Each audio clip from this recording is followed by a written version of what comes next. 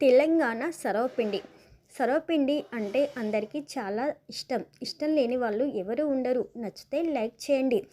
Process అనేది అందరికీ తెలుసు. కానీ కొన్ని సెట్ అవ్వడం కష్టంగా ఉంటుంది. నాకు కూడా స్టార్టింగ్‌లో రాలేదు. తర్వాత వచ్చింది.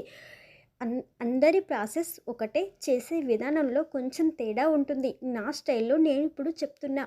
ఒక గ్లాస్ బియ్యం పిండిని తీసుకోండి. దాంట్లో పల్లీలను, శనగపప్పును, ఉప్పు, కారం, కరివేపాకు, కొత్తిమీరకు, నువ్వులను వేయండి. బాగా కలపండి. అది కొంచెం మన చపాతీ పిండిలాగా కలపండి. ఒక మందపాటి గిన్నెను తీసుకోండి. అందులో ఆయిల్ వేయండి. ఆ తర్వాత ఒక చిన్నగా రౌండు తీసి ప్రెస్ చేసుకోండి. రౌండ్‌గా ప్రెస్ చేసి మధ్యలో హోల్స్ చేయండి. ఆ తర్వాత ఆయిల్ వేయండి. సిమ్‌లో పెట్టి ప్రాసెస్ చేయాలండి. నిమిషానికి చెక్ చేస్తూ చూడాలి. అంతే. సర్వపిండి రెడీ. తెలంగాణ స్టైల్ సర్వపిండి రెడీ.